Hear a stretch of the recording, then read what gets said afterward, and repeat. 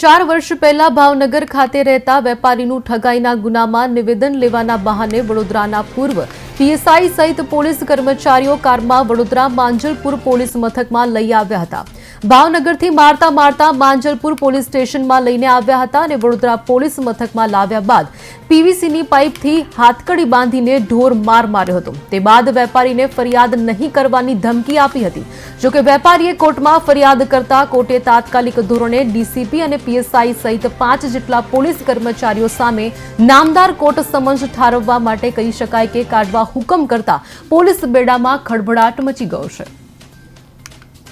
ભાવનગર ખાતે રહેતા આશીષભાઈ લાલજીભાઈ ચૌહાણ નાઓને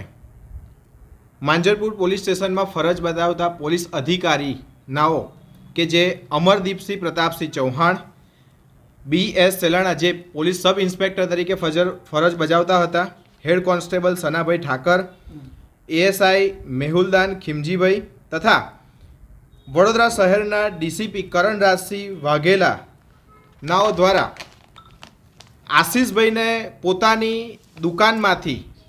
પોલીસ ગેરકાયદેસર રીતે કાળા કલરની કાચવાળી ગાડી ક્રેટા ગાડીમાં પોલીસ યુનિફોર્મ વગર જઈ અને માર મારીને દુકાનમાંથી મારતા વડોદરા લઈ આવેલા હતા। કહેવાય કે જે કિડનેપ કરીને લઈ આવ્યા હતા, જેના અનુસંધાને વડોદરા અરજદાર પોતે વડોદરાના અલગ અલગ પોલીસ સ્ટેશનમાં ઇવન ધો કમિશનર સમક્ષ પણ જઈ અને ફરિયાદ નોંધાવતા હતા, પણ ફરિયાદ નોંધાઈ નહોતી કારણ કે ઉપરોક્ત તમામ પોલીસ અધિકારીઓ હતા। જેના અનુસંધાને અરજદારે વડોદરાની ચીફ જ્યુડિશિયલ મેજિસ્ટ્રેટ સમક્ષ IPC કલમ 447, 504, 506(2), 325, 323, 427, 341, 342 અને 144 હેઠળની ફરિયાદ આપેલી હતી, જેમાં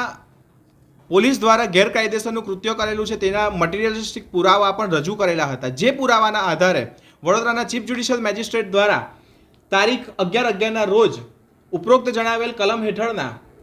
ફોજદારી ઇન્ક્વાયરીને મંજૂર કરી અને આરોપીઓની સામે કેસ રજીસ્ટર કરવાનો હુકમ કરવામાં આવેલો હતો।